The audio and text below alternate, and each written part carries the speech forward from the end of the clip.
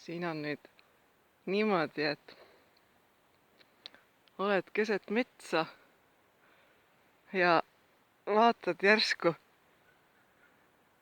mingi lageraie on olnud ja siis tulevad vist Puudevahe küla postitantsuvõistlused.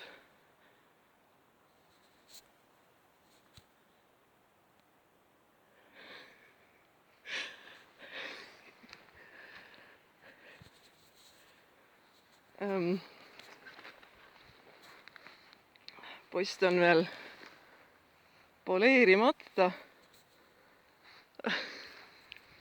Aga ma usun, et need, kes osa võtavad, et siis need ühtlasi poleerivad ära need postid.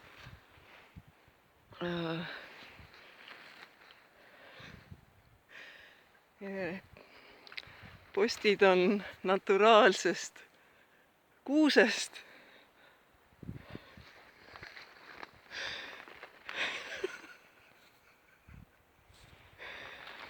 Ja arvatavasti pealtvaatajad, kes kaasa elavad, need saavad istuda seal lageraide kändude otsas. Ja näiteks ka seal tribüüni peal. Seal on veel kaheotstarbeline see tribüün. Et seal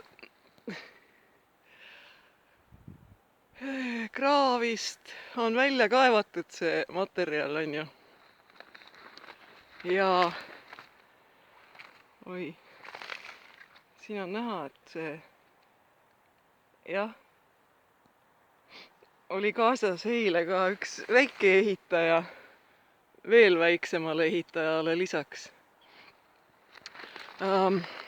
Aga nüüd jätkates juttu sellest aheraine hunnikust seal, nagu Ida-Virumaalgi neid leidub. Siin on need vippkohad. Seal elab rebane, karvane, punane, selline kanavaras.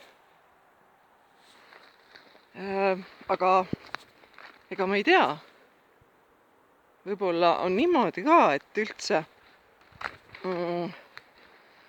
on mingi seos sellega seal, et otsitakse kõige osavama urukraapia multitalenti.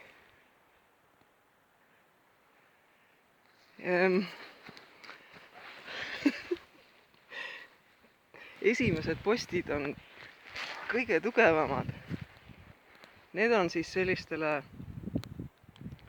vähekene pikematele osavõtjatele mõeldud kui meie külavanem. Ja siis tagumised postid, need on juba sellised, las ma loen nüüd üle.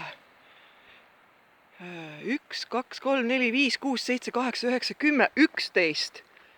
Kusjuures ja 12, 13 emale isale ka, et ta arvatavasti hoopis on niimoodi, et perekond Turnasel tulevad siin postitantsuvõistlused.